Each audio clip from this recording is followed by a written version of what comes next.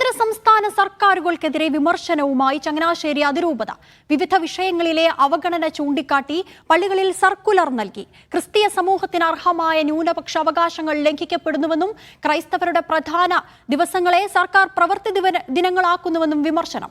പരിസ്ഥിതി നിയമങ്ങളും വഖഫ് നിയമങ്ങളും സഭയെ ഭീഷണിപ്പെടുത്തുന്നു. ക്രൈസ്തവരുടെ പ്രശ്നങ്ങൾ പഠിക്കാൻ നിയോഗിച്ച justice JB Koshy commission report പുറത്തുവിടാത്തതിന് പിന്നിൽ സ്ഥാപിത താൽപര്യങ്ങളെന്നും ആരോപണം. ബിജു സെബാസ്റ്റ്യൻ കത്തോലിക്ക കോൺഗ്രസ് ചങ്ങനാശ്ശേരി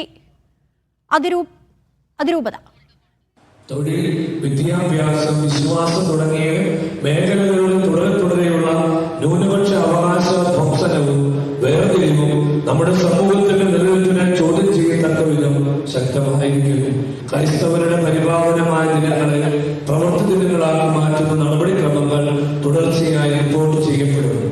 വന്യജീവി ആക്രമണത്തിന്റെയും വനനിയമ നിഷ്കർഷകളുടെയും വഖഫ് നിയമ നടപടികളുടെയും ഭീഷണിയിൽ അനുദിന ജീവിതം പ്രയാസകരമായിരുന്നു.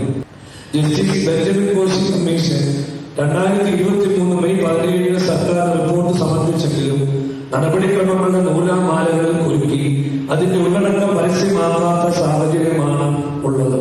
ആ റിപ്പോർട്ട് പുറത്തു വരാത്തതിന് പിന്നിൽ സ്ഥാപിത താല്പര്യങ്ങൾ ആരോപിക്കപ്പെട്ടാൽ അതാർക്ക് നിഷേധിക്കാനാവും. വിവരങ്ങളുമായി ജോസി ബാബു ചേരുന്നു. ജോസി, വളരെ ഗുരുതരമായ ആരോപണങ്ങൾ തന്നെയാണ് സംസ്ഥാന സർക്കാരുകൾക്കെതിരെ ഇപ്പോൾ ചങ്ങനാശ്ശേരി അതിരൂപത ഉന്നയിച്ചിരിക്കുന്നത്. എന്താണ് ആ സർക്കുലറിന്റെ ഉള്ളടക്കം?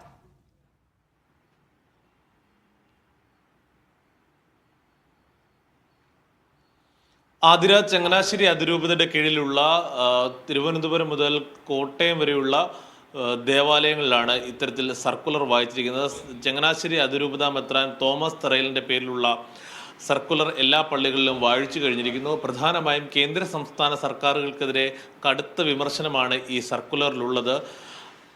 വിവിധ വിഷയങ്ങളിൽ, പ്രത്യേകിച്ച് കാർഷിക വിദ്യാഭ്യാസ അവകാശങ്ങളിലടക്കം സർക്കാരുകളുടെ നിസ്സംഗത തുടരുകയാണ്. ന്യൂനപക്ഷ അവകാശങ്ങൾ സംരക്ഷിക്കപ്പെടുന്നില്ല, ന്യൂനപക്ഷ അവകാശങ്ങൾ ധ്വംസിക്കപ്പെടുന്നു. അതോടൊപ്പം ക്രൈസ്തവ ന്യൂനപക്ഷങ്ങൾക്കിടയിൽ വേർതിരിവുകൾ സൃഷ്ടിക്കുന്നതടക്കമുള്ള ഗൗരവ തരത്തിലുള്ള ആരോപണങ്ങൾ ഈ സർക്കുലറിലുണ്ട്. പ്രത്യേകിച്ച് വിദ്യാഭ്യാസ സ്ഥാപനങ്ങളിലെ നിയമനങ്ങളിലടക്കം അനാവശ്യമായുള്ള ഇടപെടലുകൾ ഈ ആശങ്ക സർക്കുലർ രേഖപ്പെടുത്തുന്നു.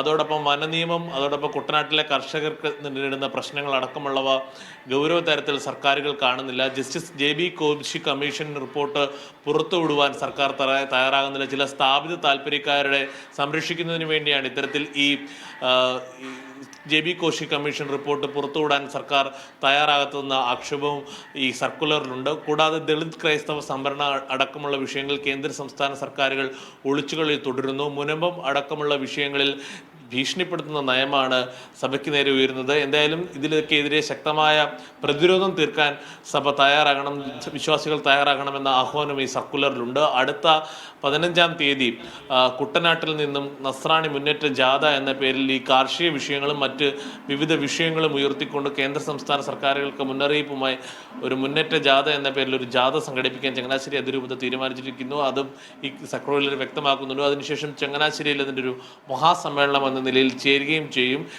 കൂടാതെ ഈ വോട്ട് ബാങ്ക് രാഷ്ട്രീയത്തിന് വേണ്ടി മാത്രമായി സഭ നിന്നുകൊടുക്കേണ്ട, കേവലം വോട്ട് ബാങ്ക് രാഷ്ട്രീയം മാത്രമായി സഭയെ പ്രമുഖ രാഷ്ട്രീയ കക്ഷികൾ കാണുന്നു എന്നുള്ള വിമർശനവും ഈ സർക്കുലറിലുണ്ട്.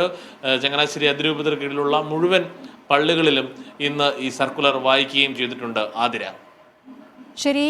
കേന്ദ്ര സംസ്ഥാന സർക്കാരുകൾക്കെതിരെ വിവിധ വിഷയങ്ങൾ ഉയർത്തി ചങ്ങനാശ്ശേരി അതിരൂപത സർക്കുലർ പുറപ്പെടുവിച്ചിരിക്കുന്നു. വിവരങ്ങൾ നൽകിയത് ജോസി ബാബുവാണ്.